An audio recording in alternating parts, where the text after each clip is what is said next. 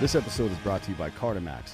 Life on the front line requires you step up your game. Owned and operated by former Navy SEAL Sean Matson, Cardimax has designed just the right supplements for you and is offering American Party an exclusive offer. Buy one, get one free in your first order. Go to Cardimax.com and use the promo code American. That's Cardimax.com, helping you achieve your max. Helping you achieve your climax. Yeah. Maybe. So we're live today. We're still figuring out. We're gonna start going 2 times a week. One of them's gonna be recorded, one of them will be live. But since we're both here today, anyways, figured we just go live with this one. It'll be Mondays and Wednesdays, but I'm thinking we'll probably do the Wednesday one live moving forward, and then record on Friday and put it out Monday, probably something like that. That is exact opposite of what you just said. Well, no, that makes live. more sense though, right? Like if we're not going to be able to go live on all Mondays because Monday is often a travel day for both of us. So is Friday. Yeah, but so we'll pick one or the other, right? Okay. Sometimes it'll be 2 lives a week, but if the one that isn't live will probably typically be the Monday show, if I had to guess, because that's the one we'll have to schedule around, right? Yeah. You're looking good. Thanks. It's Chris Beerworth says, "Who is the Navy SEAL across from Dan?" Maybe he's confused you with a Navy SEAL because you won't stop writing books. Oh. That's a burn on you and on Navy SEALs. Yeah. I mean. And you just wrote a book with a Navy SEAL, which is even worse. I did. But, I mean, you got to understand, like, Navy and the Marine Corps. And they're kind of. Well, you guys are the men's department, though, right? We are. That's what most of them are. My old roommate, Jeff Taylor, he was on the show about 2 years ago. He was a scout sniper with fucking 3.5, I think, back in the day. Then he went over to the Army, and he was my roommate for a while, and that's what he would say. I'm like, dude, you were in the Navy. I don't want to hear it. Yeah, but, bro, so here's what you got to know, right? Like, you have to know that, I mean, have you ever heard anybody say, "Oh, I almost joined the Army"? No. They're always like, "Well, I was going to join the Marines." You never hear anybody say, "Oh, well, I was going to join the Army." No, you know what they do say, though? Joined. People a lot of times say Marines are the first to fight. In what war were they first? You want to go ahead and tell me which one it was? Because I'm drawing a blank on that. Airborne and Special Operations are first. Marine Corps might be the first non-conventional ground troop, but yeah. The 82nd is more likely to be dropped in. Oh, get out of here. When's the last well, time not they were these dropped? days. Yeah. I mean, it was Panama, right? Yeah. Yeah. 89. So we just don't do that anymore. We drop bombs instead of people. Yeah. And, you know, we, as Marines, we are the few, the proud. We like to locate, close with, and destroy the enemy by fire maneuver. Oh, boy. Yeah. I am the queen of battle. Remember that stupid shit? Who was an infantryman out there? Like, have you not seen that commercial? The blood makes the green grass grow. Shut the fuck up, dude. Yeah. Water and chlorophyll make the grass grow, okay? And sunlight. No, but did you not see? Sons of bitches. Did you not see that Marine commercial where he, like the recruiting, where he like climbed that scaled that fucking mountain? Then he fought the big giant thing. Yeah, that was totally real. That's how delusional you motherfuckers are. No. Like when you see an Army commercial, it's people like doing civilian affairs missions and stuff like that, civil affairs rather missions, or shooting their guns or some stuff like that. And the Marine Corps, it's like, oh, dude's a fucking knight, man, from back in the day, and he's fighting dragons. That's how delusional you people are. No, that's because that's what we fucking do. Yeah, right. You wouldn't understand because you're not a Marine. And you guys killed the last dragon, 15, 20 years ago, so it's been... I mean, we actually did. So... I mean, these are all true stories, okay? True Hollywood stories. Whatever, man. Whatever. You're just fucking jealous. A little. You're just jealous you weren't a Marine. You know what I'm jealous of is anybody that can get their hands on a fucking PlayStation 5 right now, because I can't find one anywhere. Now, we already got one, but some other people are looking for it. And I think it is probably the same as all the trucks that we were talking about on fake news last week, Bob, where they're all sitting in parking lots and they don't have fucking microprocessors. So I'll be honest. I was actually going through I got like bunch of storage. I was going through it, and I found like if you need it, maybe I'll bring it next time I come. I got one of those Z boxes. I bought it a long time ago. I never used it.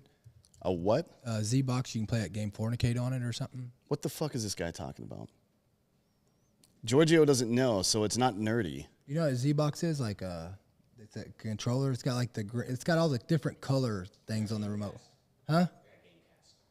No, but I'm saying like the system. It's got like no one knows what you're talking about. You just made this shit up. No, seriously, it's one of the game systems. What's it called? Like Z-Box, Xbox, something like that. Oh God, dude, it's definitely not Z-Box. Xbox. Xbox. I always get them confused. I get them mixed up. This might be my last day on Earth. You play that? You can order that game off the internet, Fornicate or whatever. Fortnite, yeah. I play Fortnite soon. Sometimes, rather. You play Fortnite? Yeah, it's fun. It's just a first-person shooter with dumbass gravity and skins. Yeah, dude, I couldn't figure out how that dude jumps out and he's got a parachute. Yeah, well, I mean, like that came originally from the other. What was that? Where's Giorgio? Where was that? What was that other video game where it started out? It was only on PC. Donkey Kong. No, it was the first one it was the first mass multiplayer where you start out in a parachute in a squad, you land somewhere with PUBG, yeah. Yeah, PUBG was dope. And then Fortnite just turned that into PUBG for fucking TikTok fans. Yeah. Yeah, I don't know anything. But it's cool. I mean, it combines a first person shooter with all the stupid shit kids like these days. It's like PUBG and you add in Minecraft to it where you build stuff all the time. I don't know why kids are into that. Although it isn't just kids. We had Sims and the roller coaster fucking building game or some stupid shit like that. And then, do you remember that one like you built there was like farming games and shit? Oh yeah. Yeah. So it's not just unique to these kids. Just the game developers have figured out a way to make it all flashy all the time, so they're constantly spending $5 here on a skin and $5 here on some bullshit. It's just they've turned it in. Fortnite is free. Yeah. That's how much money they're making. Like, the game doesn't cost you anything. Really? If somebody gives you something to play with and it's free, that means they're getting money somewhere else. I don't even know how to. I mean, I don't know, dude. I have no clue how to play that thing. Well, it's just a first-person shooter. What's irritating about it is all the goddamn the building. Like, you get into a gunfight with some kid, and all of a sudden he builds an entire castle around himself. I'm like, all right, man, come on. Really? Yeah, it's stupid. Sounds crazy. Whatever. We're talking about, speaking of video games, we're talking about masculinity today. The average age of a video gamer in America is 36, I think, or 38 years old, somewhere in there, which means there's a lot of 50-year-olds playing video games. Like, a lot, right? So, this is a no bullshit story. Some like friends that some of the girls I know that I went to school with, you know what like their biggest problems in their marriage is? That their husband does nothing but comes home and plays fucking video games. He had rather play video games than have sex with her. Yeah, that's weird. Like 40, 50-year-olds. Is that not weird? That's pretty weird, yeah. I mean, I can't think of anything better than fucking your wife. Because presumably you enjoy the woman. She's probably a friend of yours. Well, Maybe sometimes she's hot too. Like, honestly, a lot of times that changes after you get married. Does it? I mean, it did twice for me. No, I'm just kidding. I'm just fucking kidding. I'm just kidding. A lot of pain in that statement. Do you want to talk about it in front of all these fucking people? I just love you. Thanks. Really appreciate that. So let's go back to masculinity. Yeah. Let's go through, as we like to do at the top of these shows, let's go through some of the data, because numbers The facts. are important. But again, don't let the facts ever ruin a good story, though, okay? No, you can't. Like, for example, creating a commercial about a branch of the armed forces where they've made them seem like they're fighting mythical creatures, right? No facts involved in that, but it is a good story. Dude, let me tell you something. If there was fucking dragons, what do you think happened to Pete the Magic Dragon? Did you not see that movie? My understanding is he developed an opiate addiction. No, the extra dragon. Yeah. The dragon got fucked up in a fight, started taking pills because his back was fucked up. he was functional for a long time, but then the doctor hey. started to cut off his pills and he switched to heroin because it was cheaper and more readily available. Exactly, guys. Who do you think fucked him up in that fight? United States Marines. Maybe. Yeah. Maybe. But the real lesson here is to use ketamine instead of opiates. Even if you're a dragon. If it can happen to Pete, it can happen to you. True. All right, let's look at the numbers. Is everybody on board with this? Numbers. All right, so I think everybody would agree, anybody that's reasonable right now would agree that there's been a decline in masculinity for a number of reasons. Now, there's a physiological portion to that. There's also a societal portion, and we'll get to both. According to the numbers, according to Pew Research, the traits most valued in men are honesty and morality, 33%, professional and financial success, 23%, ambition, leadership, 19%, hard work, good work ethic, 18%, physical attractiveness, all the way down there to 11%, loyalty, dependability, which I don't understand how that's different than honesty, morality, is 9%. I think maybe people just don't know what words So let me ask you this, like, intelligence is 8%, which is, look, we already know that's true. Where we at? Like, is this like everybody values, like men value in each other, or like women value in men? Because men will always go to what women, like they'll always adapt to ultimately what women are looking for. Right, that happens culturally. Like, how do you think skinny jeans happen? Yeah. Right. That happens culturally and physiologically as well. One of the best case studies in this was on accidents, The Sopranos, right?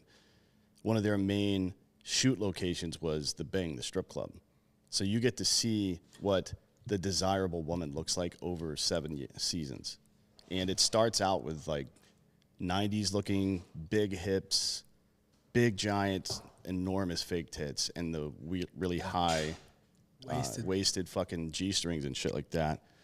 And then it kind of morphed into the fucking skinny, what's her name, Paris Hilton looking chicks over time. If you look at like around season 4 through 7, it starts to look like that. So it's interesting. You're right about that. That men do tend to transform to whatever. Yeah, I mean, you have to. Men are picky, but they can always find something they like. You know what I mean? There's this one quote. I'm gonna pull it up here. There's this one quote that Grandma said before she got run over by a reindeer. Being family oriented and politeness, by the way, were the last two, and they come in at 5% each.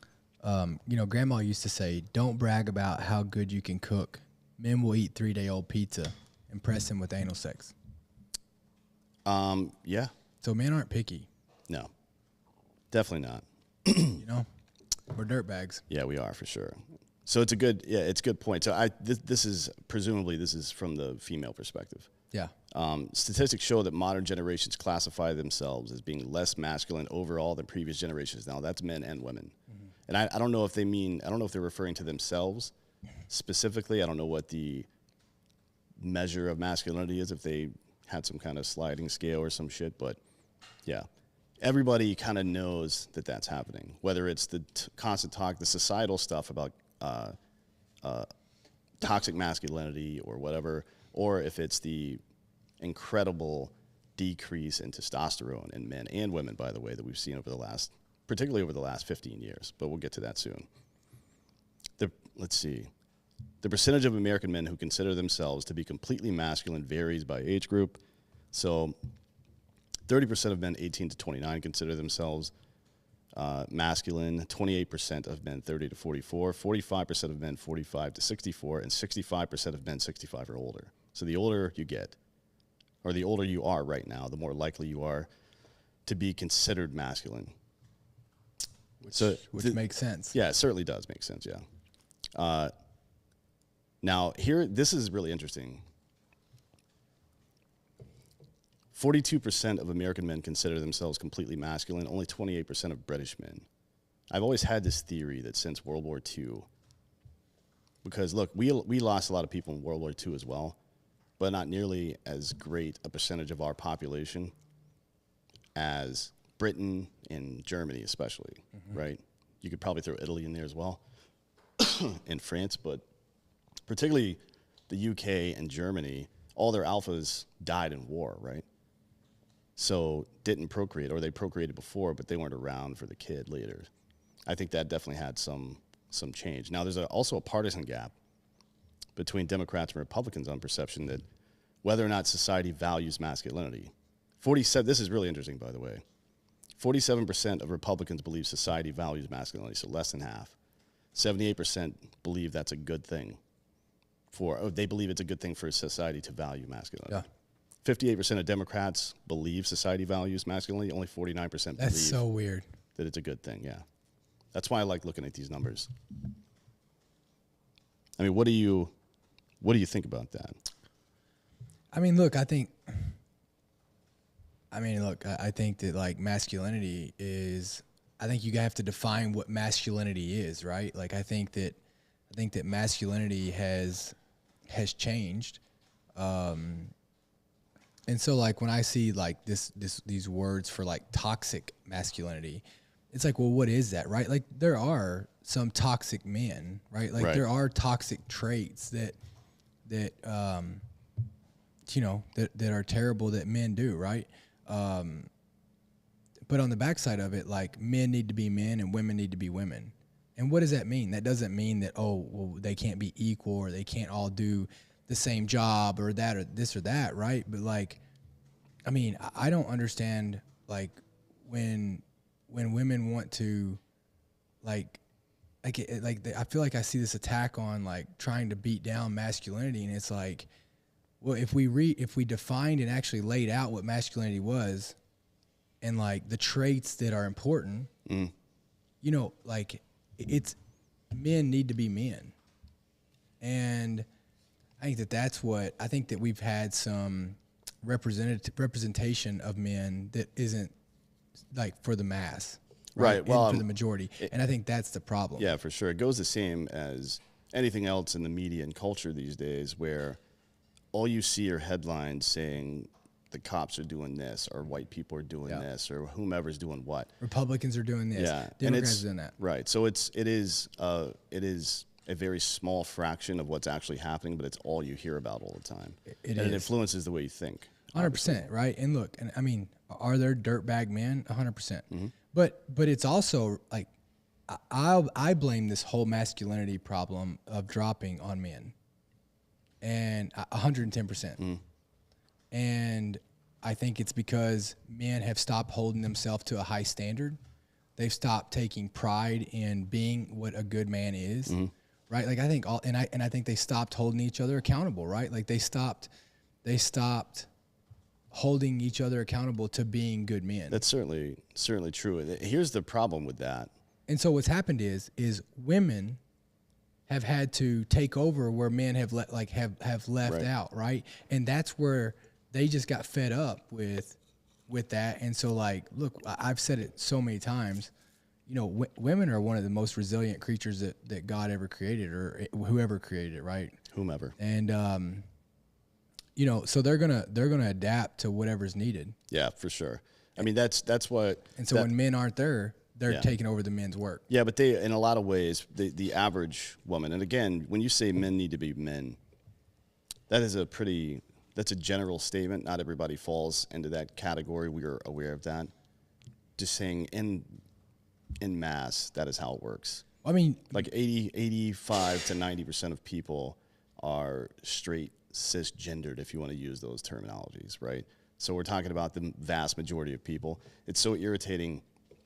Like when we're having a conversation like this, talking about the vast majority of people, and then somebody says, well, not everybody's like that. That's like me describing my day and somebody saying, well, that's not really my experience. I'm like, well, I wasn't talking about your experience, so shut the fuck up, dude. We can talk about your shit later. In the meantime, the masculinity thing is not holding each other accountable. I think the big problem with that is that, there's multiple layers that are happening there. One is that there's been a lot of absent fathers. Well, I mean, but men feel the need to be masculine, right? And then even with a single mom, they're trying to learn what masculinity is. And when they don't learn exactly what it is, then they start to project. They start to stomp around and beat their chest. But that's not the loudest guy in the room is the weakest guy in the room. For sure. And yelling and pretending to be. There's nothing more dangerous, and it is toxic, by the way, than a man who's weak, who's trying to project strength, because they're going to do stupid shit to try to demonstrate their power, and it's unnecessary. Right? A real man shuts the fuck up and does his job. He raises his kids.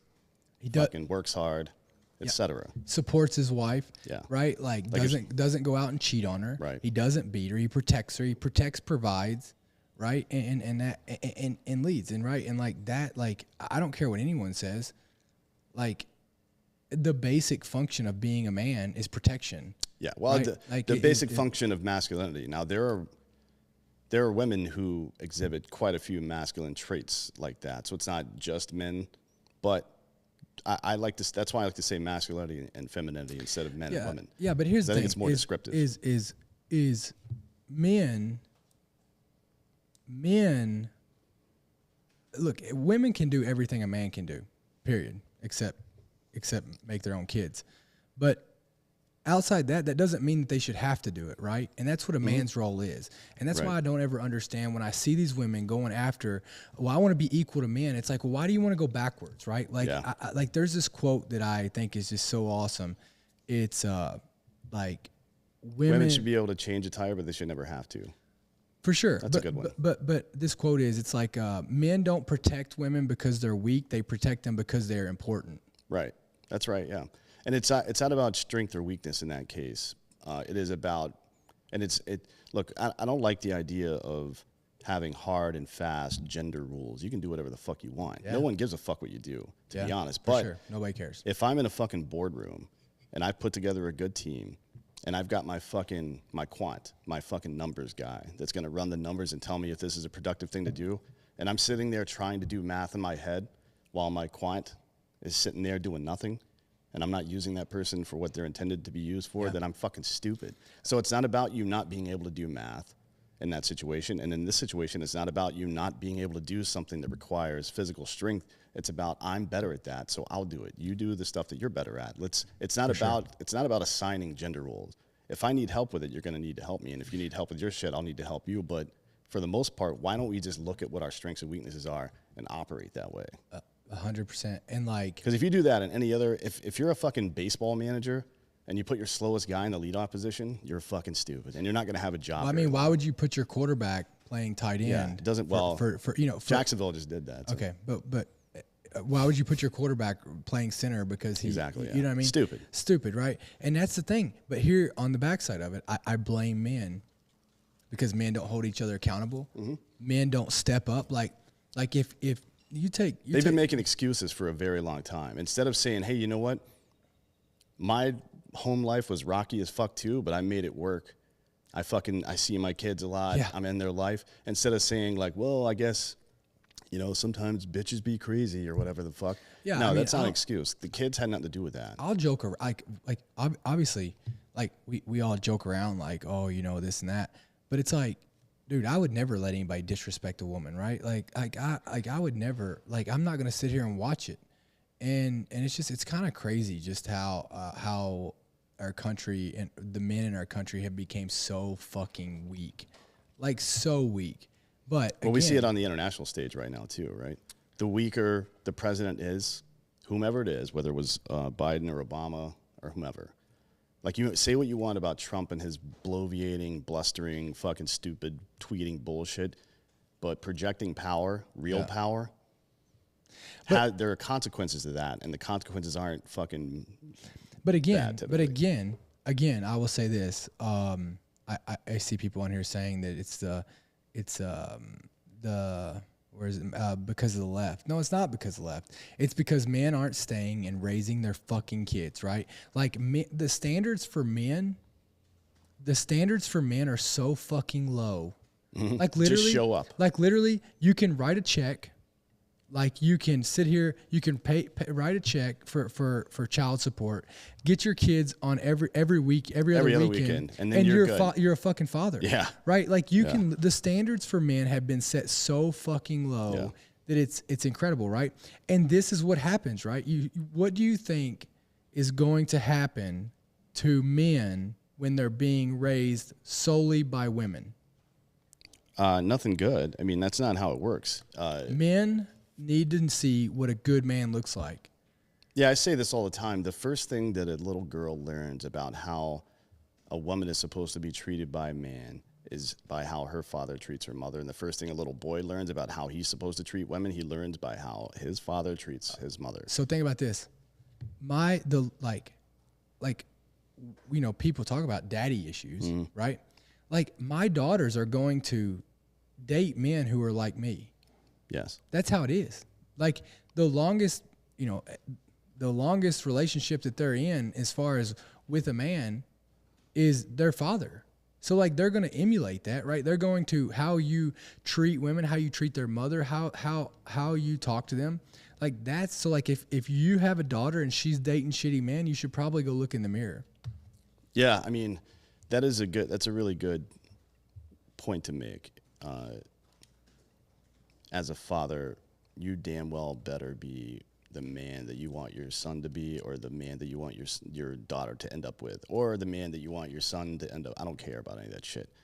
I'm just saying, it's the not holding each other accountable stuff is a big deal, and Yes. it's something that happens anytime we start letting the standards slip. It slips completely. That's the slippery slope I'm worried about. All this stupid stuff about, man, if we allow gay marriage, people are going to start marrying dogs. Like, no, they're not. No, they're not. There's no fine line between people don't like dudes and dogs. I'm pretty sure Dave Chappelle made that point with the monkey thing back in the day. Like, you don't fuck a monkey on Tuesday and then go back out to dinner with your girlfriend on Thursday. Like, you're either in or out of that whole situation. Yeah. Anyways, holding each other accountable has become a problem in pretty much every facet of life these days. Absolutely, because here's the deal, right? It's kind of like with veterans. It's kind of like with all of them. The only people who've been there with credibility can hold that group of people accountable, right? Right. And so it's kind of like cops. It's like all of it, like every aspect of it. You always have the responsibility to police your own first. Police your own, Yeah. right? And that's what's missing, right? On the female side, that's what's missing. On the male side, that's what's missing. And, like, there is no accountability. There's no standard to strive to. And I go back to this theory, right? There's two standards in life. There is the social standard, and for men, that is set so fucking low. There's the social standard, and then on the backside of it, there's your individual standard. And your individual standard is what lines you out to where you want to be. And, like, if you don't set your standard, like, if you just want to meet the very fucking minimum of social standards, then, like the excuse I hear, man, all the time of, yeah, well, I guess I'll just do what the court says. I'll get my kid every other weekend. That's all I can do. It's like, man, you're fucked up. Like, Yeah. if you wouldn't fight to have more time with your own child, what's worth fighting for you? It's a good point. Like, what would you fight for? Like, if you wouldn't fight to be in your own child's life, what in the world would you fucking fight for? I don't know. Think about that. Honestly, I have no idea what would be more important than that. It's fucked. It's fucked. And So- that is the weakest Yeah. thing ever. So let's get into some more of this data now. By ethnic group, 29% or 28% of white men say they're very masculine. 49% of black men say the same, and 34% of Hispanic men. That's certainly, I would say that white Americans are way more influenced by mainstream culture than these other groups are, because the other groups are typically, they do enjoy and experience our culture quite a bit, but they also have, any Mexican here in fucking Texas, at least a couple times a year, get together with their entire fucking family, party all goddamn night. Grandma wakes back up at like 3 a.m. to make menudo for fucking lunch the next day. I mean, they have that whole thing going on, and white people don't really do stuff like that. So I feel like they're more tuned into to mainstream culture than they are into family culture. I think that white people are experimenting with lack of gender roles. Yeah, I mean, that's been going on for a while. I think that's getting more of getting away from that. Yeah, it's hard to. You look at the Hispanic culture, the black culture. They're more traditional, right, than we are. Yeah, but they're still not executing on masculinity properly. No, for sure. Like the idea for masculinity and a lot of the problematic inner city stuff. And look, when we're talking about these issues and we say something like that, we're obviously talking about a very specific group For sure. of people, and not all black people, not all Hispanics, certainly not all white people. Because if you cruise around, you know, some of the more, how would you phrase it? There's a lot of, I would say most people are good people, right? 100%. So we're talking about issues that are permeating society, not necessarily groups of people. And there's it's a deeper dive into why masculinity isn't necessary. But I'll tell you this, like, you go in a household and it's more traditional. For sure, yeah. Right? Like that's for sure. But they're still not executing on it right. So we have this idea of what traditional masculinity should be: provider, protector, etc.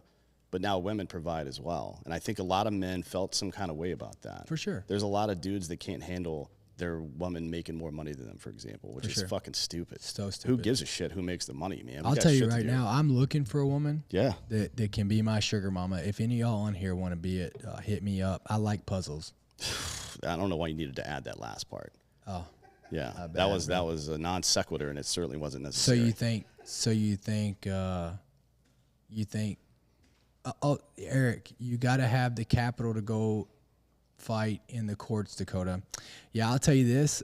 This is exactly what I told my attorney, that I would be sleeping in a fucking cardboard box, spending every moment that I was awake working jobs and picking up change or doing whatever the fuck I had to before I would go without having my kids 50%. So it comes down to priorities. Yeah, I mean, look, some people have issues, and it seems daunting these days. I think the tides have turned in a couple of states pretty well. Men are getting treated a little bit better in family court, but for the most part, it's been a problem. Yeah, but either way, like, I don't give a fuck. Like, how much does your truck that you're driving, right? Like, let me look at your fucking priorities. You got $1,000 cell phone, right? Like, are you working 2 jobs? Are you working 3 jobs? I don't care. I used to fly to Alaska every other fucking weekend and raise my 3-month-old out of a hotel room. 4 days every other weekend. Yeah. I didn't have do you think somebody just writes me fucking checks and hands me money? Right. Now, how was your relationship with your dad growing up? So I was adopted. Right. But how was your relationship with your adopted father then? Yeah, I mean, good. I mean, you know, my dad, but my dad wasn't my friend. My dad was a man, right? He led by example. My dad busted his ass and worked hard, right? There was accountability. There was no I hear all these times, like, people talk about, well, you know, options. Like, well, I didn't know there was fucking options with my dad. My dad said, this is how it is. Yeah. And the only option there was either do it or you're going to get your ass, you know, like, there's an accountability factor to it, right? But my dad, like, taught me why this is how it was.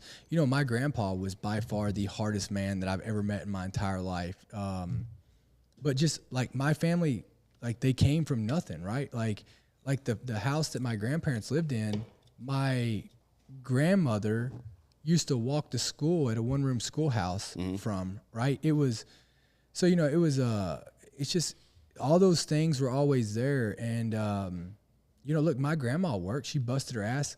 Yeah, mine too. A nurse, she opened up a hospital, like, they both worked. But I'll tell you this, there was clear roles in the house. Right. And I think that was, my grandmother was my maternal grandmother, my mom's mom, was one of the strongest people that I've ever known. Yeah. When I was under constant assault from my dad when I was a child, she was the only person in my life that ever stood up for me at all. Now, she worked in textile mills back in, like, the 40s and shit. Yeah. During the war. You know what I mean? Like, my grandfather deployed to China or to the Pacific Theater rather, and she was back home raising 75 children as they were want to do back then, and also working full time. She was a semi-professional basketball player in a time where women's sports wasn't really a thing.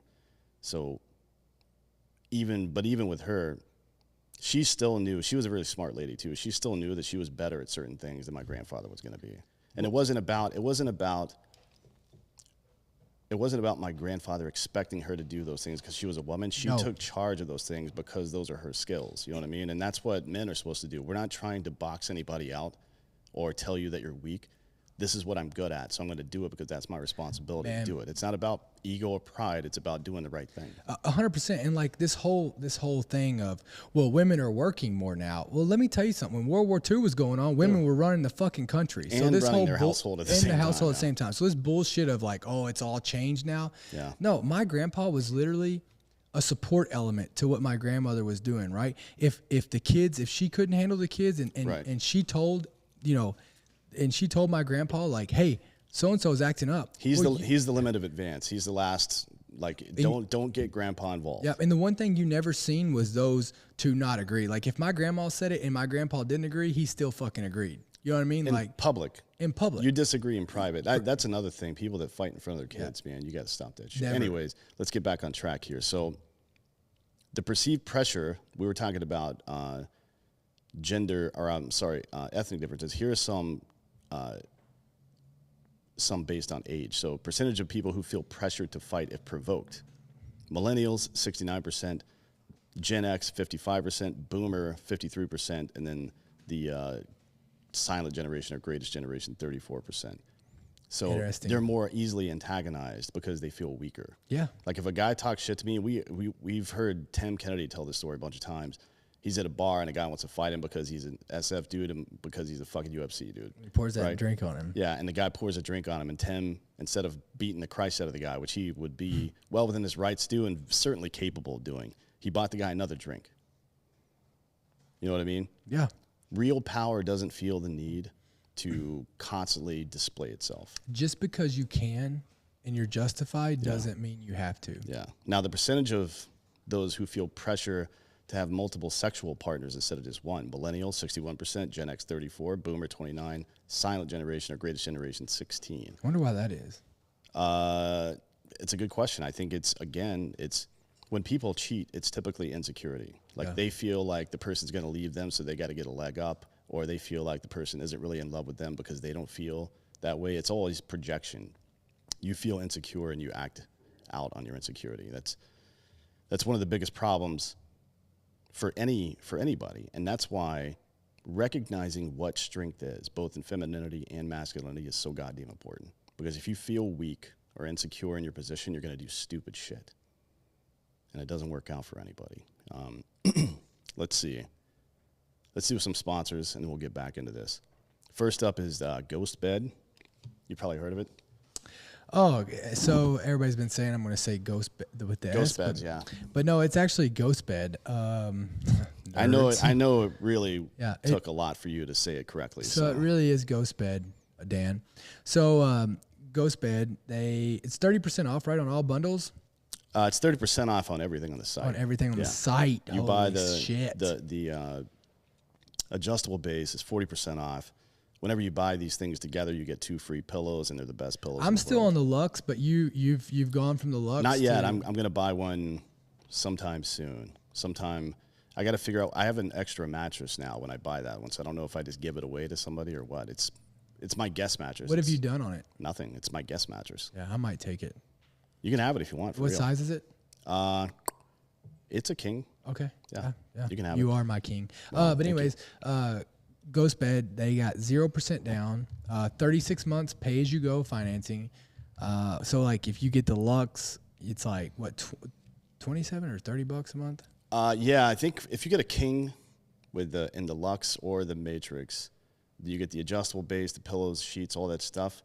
Do it on the 36-month pay as you go. I think it's somewhere between, depending on if you get the Luxe or the Matrix, it's somewhere between $30 and $40 a month. Yeah. Basically, which is, you're not going to find a better deal than that. You're certainly not going to find that kind of deal with a 20-year warranty.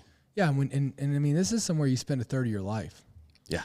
So, really badass, 20-year warranty, and they got the cooling technology. So if you're a fat guy like me and you get hot whenever you're like laying next to Dan, because we're both sweaty dudes, dude. Especially when we're back to back.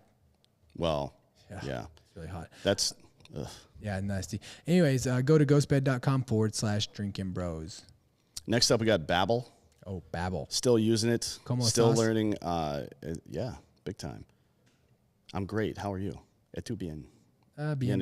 Tú. Yeah, I'm como si, como sa, maybe today. I don't know. It's Monday. It's hard to say you're great. I'm bien. Glad to hear that. yeah, I love Babbel so much. This is my favorite. You guys know that I'm a fucking dumb geek. You are. I just like learning weird shit. That's why I know everything.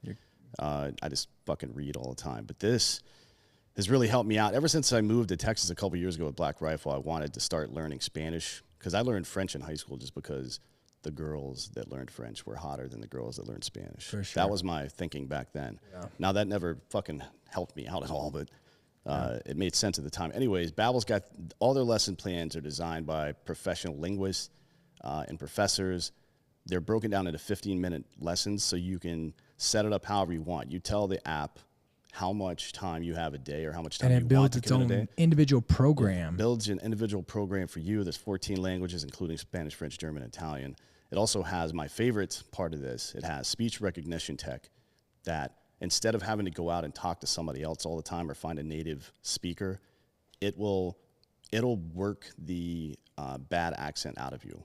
You know what I mean? Yeah. So like if you're learning German, for example, there's like 4 different major accents. Bavarian's one, obviously, High German. Same thing with any of these other languages. There's always got to be an accent. If you're trying to learn the language in a way that's going to make you sound like a native speaker, which is what your goal should be, then this is the one for you. So right now, when you purchase 3 months of Babbel, you get an additional 3 months for free. That's 6 months for the price of 3. Hell yeah. That's 50% off. Yeah. Go to Babbel.com. Use the promo code American. That's BABBEL.com. Code American for an extra 3 months for free. Babbel, language for life. And again, sometime in the near future, we're going to do a show, maybe not entirely in Spanish because that might be weird, but we're going to do a lot of it in Spanish. And I really want you guys to follow along because it'll be fun. Yeah, so much fun. It'll be fun to do that. Yeah. And, ¿Cómo te llamo? You're all going to need to learn Spanish too because we're going to get more and more deeply ingrained with our neighbors to the south. Absolutely. Because they're fucking hardworking motherfuckers, and I enjoy that. So let's see.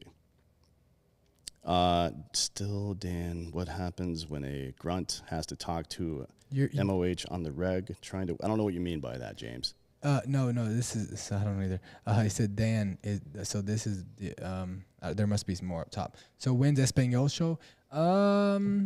Couple months, yeah. We have this sponsor on for the rest of the year, so yeah, we're gonna play it by ear. Maybe we'll do it around some event, like maybe when Canelo fights again or something like that. That'll be fun. But yeah, I like the oui, D'Anthony. It helps you. It really does help you think better. Oh, for sure. And if you've got kids, this is the best gift you can give them is learning how to learn other languages at the youngest possible age. Yeah, I gave it to my 3-year-old, and I mean she's. It's incredible how quickly kids pick up language like that. It's crazy. I mean, honestly, I wish I had to learn when I was young. I mean, that's a good thing. Like, forget about. It's going to be difficult for you personally to teach your kids a lot of the stuff they're learning in school because you're just unplugged from that shit. Yeah. But if an app like this can be fun and teach a kid language, it helps activate both the left and right side of the brain, makes them more creative, makes them smarter, makes their memory better from a younger age. They map all those neural pathways. I'm a big fan of that shit. Anyways. As long as they don't join the military and get TBIs, they'll be fine. Yeah, no shit. I mean, thank you for your service. It's if the brain fog got me. Yeah, if you're planning on joining the military, don't learn Spanish. Yeah, because you don't get paid for that shit. No. There's too many Spanish speakers already. Let's see. Dan, you are looking good. Thanks. So generational differences. We'll pick this back up. A 2008 study showed that when compared to the baby boomer generation, millennials have higher levels of self-esteem, narcissism, but also anxiety and depression. So we're thinking more about ourselves and less about others, and the result of that is anxiety and depression. Imagine that. A separate study from 2010 shows that millennials have inflated egos, have higher expectations for their future than previous generations. According to another study in the same year, millennials work less, or they value work less. They express a weaker work ethic and expect higher salaries than previous generations. I mean, shit, but think about this, right? That's where I call that the college generation. Yeah. That's the college. That's the go to school so you can get, a better paying job and you don't have to work as much. I mean, that's that fucking expectation right there. That's the education generation. Yeah, it's, we've. I mean, look at you. You got 50 fucking degrees. Mm-hmm. Yeah. But I didn't have any expectation from them. That's the problem. Yeah. Like people think that But when you tell people, go get a degree so you'll have Yeah, a for better sure. job. Not only go get a degree, but fucking put yourself into 20 years of debt to get that degree. And now you can't get a job that has anything to do with your degree. Or get a job that pays anywhere commensurate with the level of effort you put in to learn that shit. Or that's even worse. You spend 4 years getting a degree that doesn't prepare you for what the degree is supposed to fucking prepare you for. Like, could you imagine if colleges, they were like, you know, like Uber, right? You can give a 4 or 5 star rating Right. on how good they do, tip them. Mm-hmm. Imagine if colleges got ratings based off of how well the person did after, like how long it took them to get a job or how much they used the degree. So like they'd be fucked. Yeah, Rob O'Neill's charity, the Special Operators Transition Foundation, they track.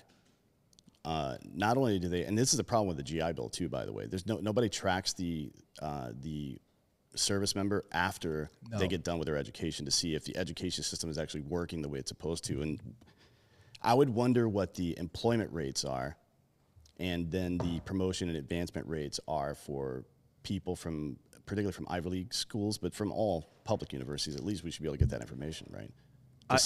To see if it's working or not. There's an interesting side effect to that. A lot of those better colleges have way fucking better. It's not even just a degree; they have way better the alumni program. Alumni program, and what do you call it? Like just like the job placement. Job placement, office, yeah, for sure. Like and that should be part of it, right? That should be part of it. Like if you take on the responsibility of educating the youth, then somebody's got to sit in that transition spot, and employers can't do it all. There's a lot of recruiters and headhunters out there, but for the most part, they're not recruiting people directly out of colleges, and that's a problem for us. And it also is a positive feedback loop. So if people in that transitional period are like, hey, you know, we've got enough of this, we need more of this, start encouraging people to do this. And, you know, even if I don't want the government involved, but if they're just reporting on, hey, it looks like the job trends are going this way, so we're going to need more people that know how to make semiconductors and blah, blah, blah. Yeah. We need to start training people on that. But we've also failed at basic stuff. Like Phil Labonte from All That Remains was on Free Range with Jared the other day. And he's talking about how when he was in high school, they taught him how to write a check and balance a checkbook, which seems like antiquated now, but just the idea of understanding personal finance is something that appears to be completely lost on children these days. Like they have no idea how to do any of that stuff. Yeah. How to do their taxes or what the credit score means or any of that shit. Anyways. In a study with a sample size of over 115,000 people and performed over 18 years, millennials were found to need higher amounts of social approval and expected inordinate amounts of praise for their work in comparison with previous generations. So now But they live on social media. This is part of that, but it's also before social media. So we started to... I mean, but it's not before the internet. No. We decided to... It's certainly not before the internet. No, we decided to start valuing ourselves and validation more than hard work and the results of hard work, which is, by the way, a very masculine trait. Hard work and then the expectation of good results from your hard work, but the understanding that nothing in life is guaranteed is an important lesson to fucking learn. You got to be able to pivot. Millennials experience a higher rate of quote-unquote helicopter parenting, where their parents were less likely to allow them to take risk and often praised them regardless of performance. The human... I didn't get that. Movement, what is it called? I don't know. Oh, that's the participation trophy generation. Yeah. I didn't get that. Yeah. No, we were talking to Kid Rock about that last year at Rob's charity thing. And Who's Rob? Rob who? Rob O'Neill. Never heard of her. Yeah. She's cute. It was, he said something about, look at all this stupid shit going on. Everybody expects this, and this is what you should expect if you start giving out participation trophies. And he dropped the mic on the table and left. He's absolutely right about that. There has to be a standard, right? Yep. And nobody wants to do stuff if it's not challenging. People get bored. They're like, I'm not, what's the point? Competition drives everything. In contrast to boomers, millennials have higher job satisfaction, job security, recognition, and career development, though. So there is some benefit to this stuff, to thinking about yourself. Now, me personally, I don't really give a fuck about what happens to me, to be honest. It's not about me. But I do realize, and this is something that we realized with Black Rifle back in the day, because we felt a certain way about doing certain things. But ultimately, it became the more we can do, the more money we can make, the more we can help For sure. people that we fucking help. So Operation Underground Railroad, for example. You know what I mean? Warriors Heart, Yeah. fucking the Boot Campaign. All these great organizations have been partially funded by that work. For sure. Which means it's been partially funded by all of you guys that listen to these shows. You have to take responsibility. And the stronger and better you can make yourself, the better you can do your job, which is to provide and protect, right? Provide and protect. The Great Recession between 07 and 12 caused millennials to face record levels of unemployment and forcing many of them to struggle financially. Millennials are higher in work centrality compared to boomers, who are higher in family centrality, meaning millennials have put more effort into work than they have into the home life. Boomers experienced a surge of economic prosperity post-World War II when the GI Bill came out, federal home loans backed by the federal government, all that stuff. Millennial men face more competition in finding jobs due to influx of women in jobs traditionally dominated by men. And people see that as a problem. Competition is never a problem. No, never. Never. You should want your best people on the field. Fuck yes. People better than you to push you to make you better. Yeah, exactly.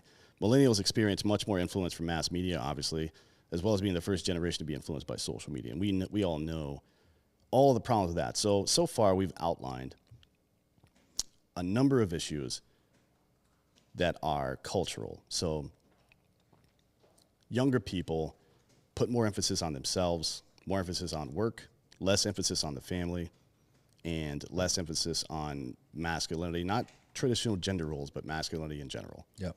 Now let's talk about some of the physiological stuff, because this is where, for me, it gets super interesting. And it's why I started the company that I started that we'll talk about here in a few minutes. Excuse me. Millennial men have lower average testosterone than all previous generations since it's been tracked. According to a 2007 study, men's testosterone levels have been declining by about 1% per year since 1980. Now, that was 40 fucking years ago. That's 40%. Correct. I'm pretty good at math, though. Yeah, well, Yeah. you should get a job doing math. I could. The average 60-year-old male in 2004 had 17% less testosterone than the average 60-year-old male in 1987. That's pretty crazy. That's just the older crowd. So once you turn 27 to 29, your testosterone starts to go down gradually. But instead, for men lately, sometime around 24, 25 years old, it started to drop rapidly. That's what mine did. Yeah, for a lot of people that have had head injuries or the food we eat. Mine was at like 94. A lot of stuff. Yeah. 2016 study found that the average male between the ages of 20 and 34 could apply 98% pounds of force with their dominant hand, down from 117 pounds by a man of the same age in 1985. Now, that's really interesting. Firm handshake is gone. It's almost like a symbol of masculinity has decreased with the decrease in testosterone. Wow.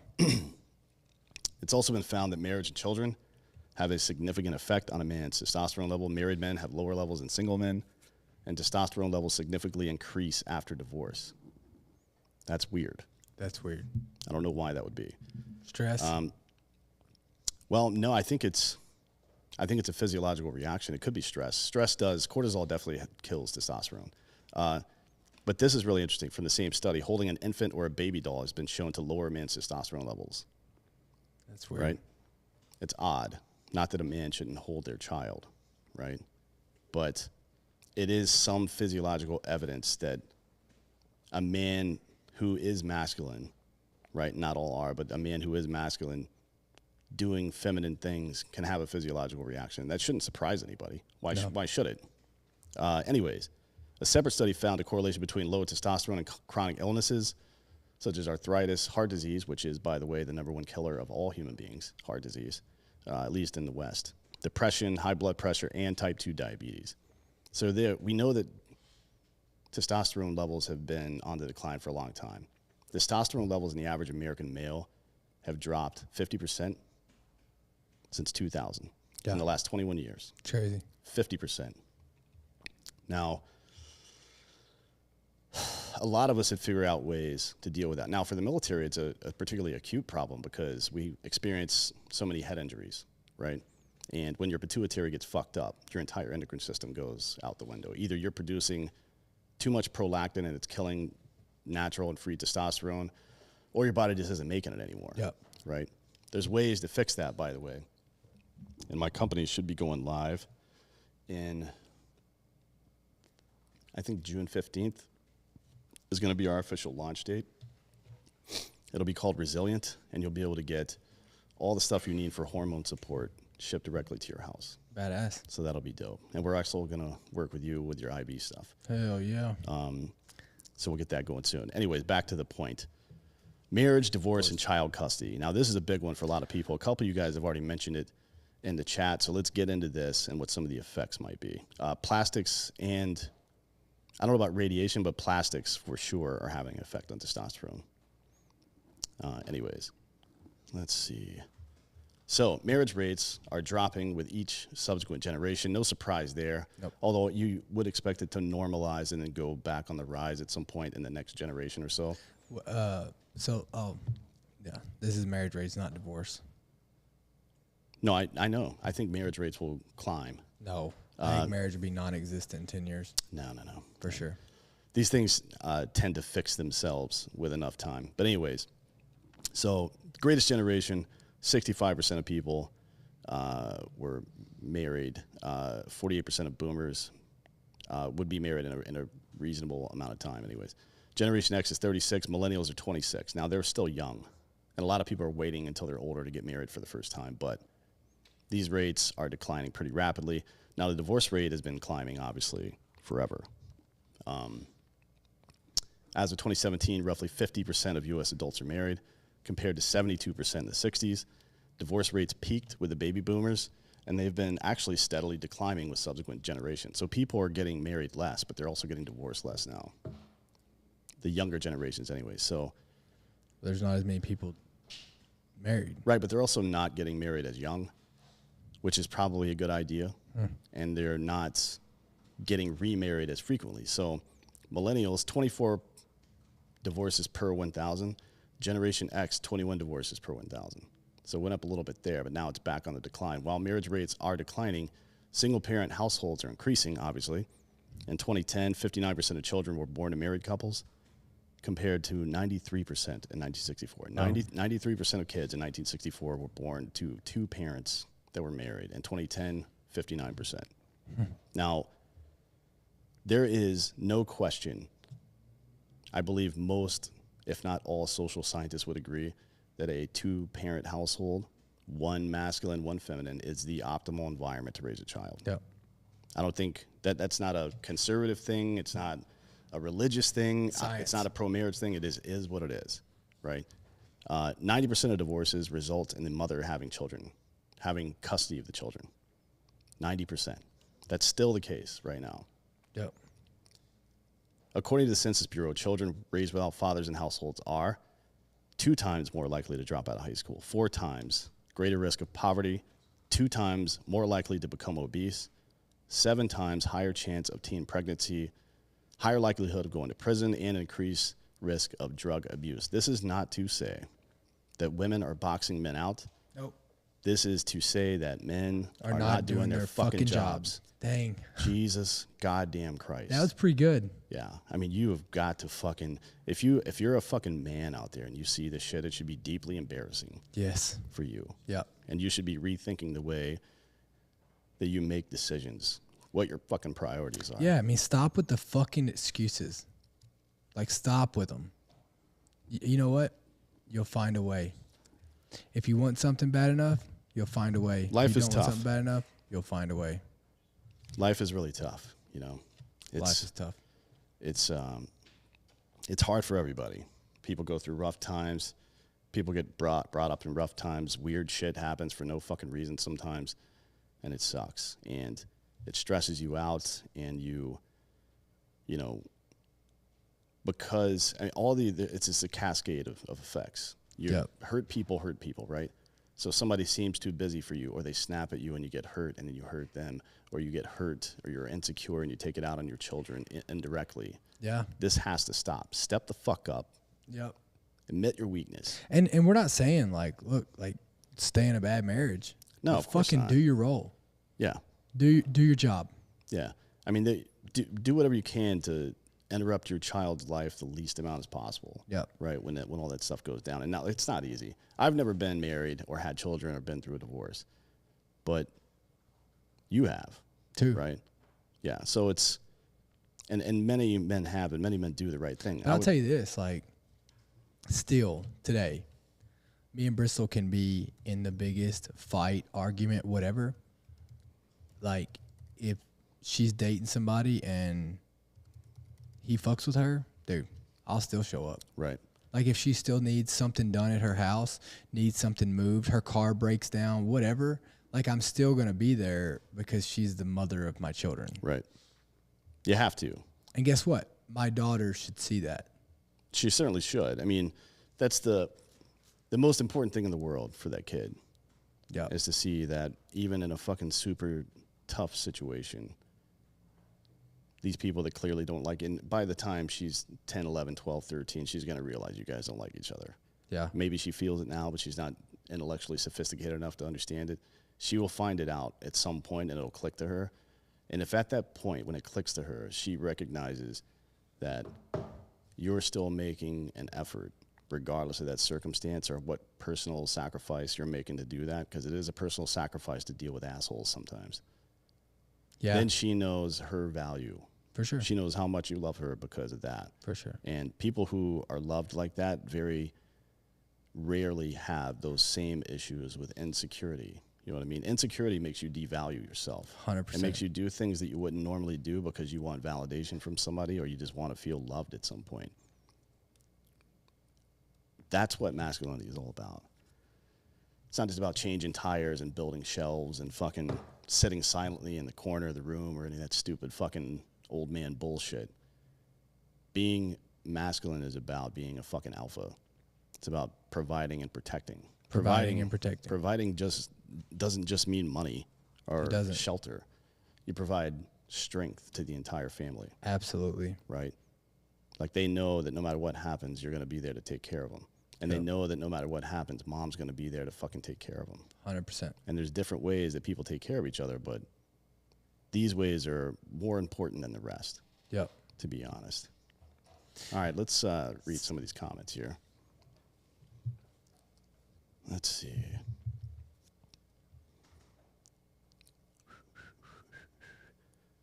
Traditional gender roles in the household. I mean, I don't like that phrase, traditional gender roles. What does that mean? Life changes. But masculinity is important, you know, for a lot of different reasons. Because real strength is important. It's people that feel the need to be strong but aren't strong do stupid shit a lot. They're the ones that are easily provoked. They're the ones that are starting fights with people all the time. They're the ones that... Protesting for causes that they have no clue about. Yeah, yeah. It's stupid. Burning down cities. Yeah, well, yeah, basically. And it's a problem. Storming the Capitol. Real masculinity. I remember that. I think it was that quote from Goodfellas where he's talking about Paul Sorvino's character, and he goes, he didn't move around much because he didn't need to move for anybody. Yeah. Like he knew he was the man, right? And that's... People feel, like we saw in the data earlier, people feel like they need to be that way. For sure. And others feel like they need that. It's not something that is out of... It's not something you just, like, here's the other thing, right? Like, people think that, you know, you can just be it. Just decide to be it. Like, you got to put the fucking work in. You know what I mean? Like, you got to put the work in. You got to make the decisions. You got to stay consistent. You have to stay on top of the ball. Yeah, it's not. Again, it doesn't just come naturally. No, it's not. It doesn't. Well, parts of it do come naturally, but the execution of it certainly doesn't. You have to learn strategies. And you have to learn not just how to project strength, but also how other people read that strength. And you have to be willing to go down on one knee, get eye to eye with the kid, and explain what's happening. Yeah. And that's a metaphor for everybody. Not everybody receives information the way that you do. It's the love language thing. You need to be able to fucking tailor your message to the audience. That's a really important thing. So you got to put the fucking work in, man. You have to. Why would you not? In what other facet of life can you just wing it and be okay? Why would you expect to be able to fucking just be a man in modern society, as complicated as everything is, and be masculine and not put work into that? It doesn't make any sense, right? All right. Well, yeah. Guess I'll see you in hell. Yeah. Yeah, we're done here. We're done.